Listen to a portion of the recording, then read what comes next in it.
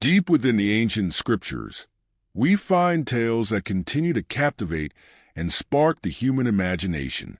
One such story, plucked from the enigmatic book of Job, is particularly powerful.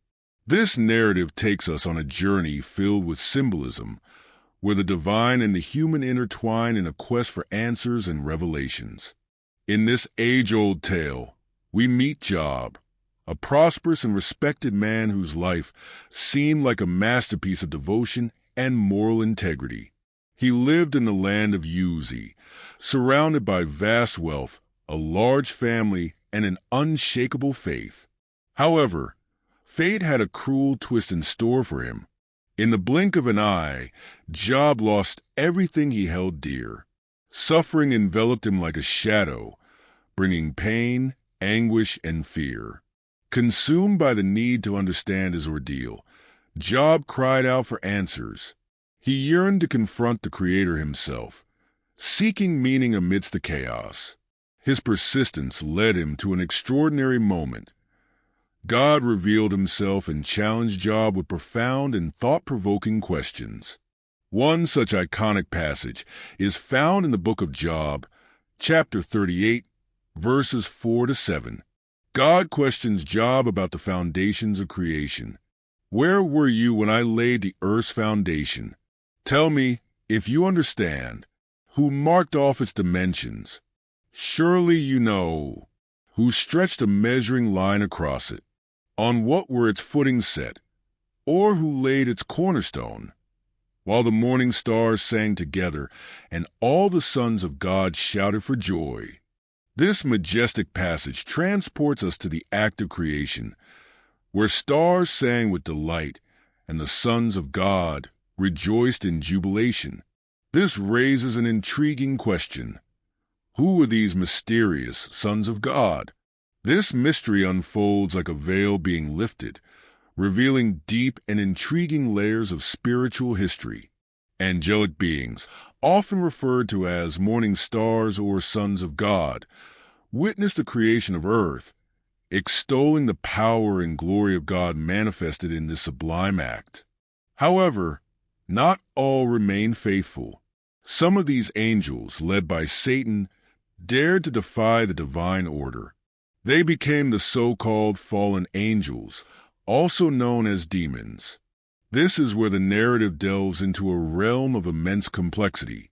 While most angels remain loyal to the Creator, fulfilling their purpose of worship and service, a significant group chose rebellion, turning away from the divine will. This episode raises profound reflections on free will and the choices made not only by humans, but also by spiritual beings.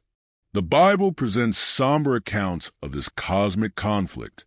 In his second epistle, chapter 2, verse 4, the Apostle Peter declares, God did not spare the angels who sinned, but cast them down to hell and delivered them into chains of darkness to be reserved for judgment. In this scenario, we find Satan, the leader of the celestial rebellion.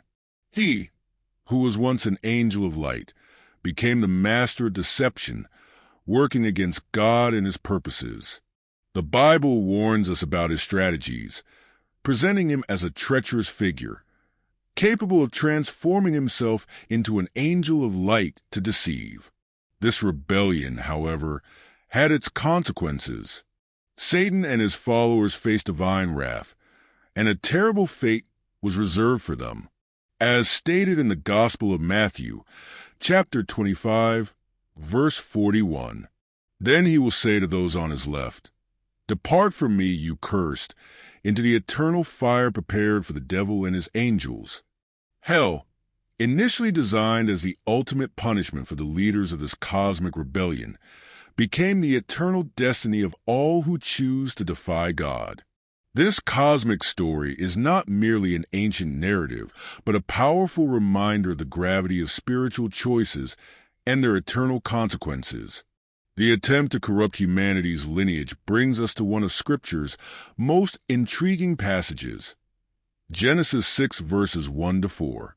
In this account, the sons of God united with the daughters of men, producing the Nephilim, a race of giants that roamed the earth.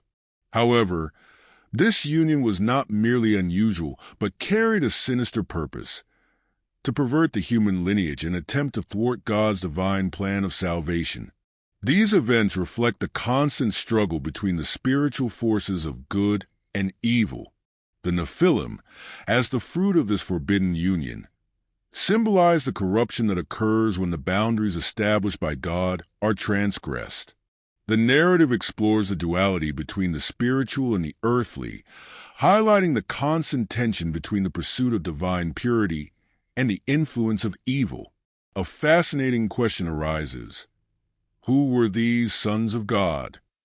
There are three main interpretations regarding their identity. Some believe they were fallen angels who interacted directly with humans, while others suggest they could be powerful rulers or even pious descendants of the line of Seth. The perspective that the sons of God were spiritual beings or angels strengthens the idea that these events transcend the physical world. This interpretation highlights how the spiritual world can interact with the human, bringing profound consequences. Regardless of the view adopted, the complexity of this debate underscores the depth of the story and its connection to the world we know. This narrative challenges us to contemplate spiritual dimensions that go beyond what is visible. It reminds us of the constant struggle between the divine and the human, and of how the evil influence seeks to corrupt what is sacred. Despite the adversaries, Satan's ability to deceive and manipulate, his power is limited. He cannot compare to God's omnipotence. The spiritual battle is real, but the victory has already been assured. Through the redemptive sacrifice of Jesus Christ, the triumph over evil was sealed. For those seeking a deeper spiritual understanding, this narrative urges us to remain vigilant and prepared for daily spiritual combat, always trusting in the strength and protection of the divine. The Apostle Paul warns us in Ephesians 6 verse 12 that our struggle is not against flesh and blood, but against the spiritual forces of evil in the heavenly realms. This statement offers us a deeper understanding of the spiritual reality that pervades our world. It teaches us to maintain a balance, recognizing the influence of evil without losing sight of our trust in God's supremacy.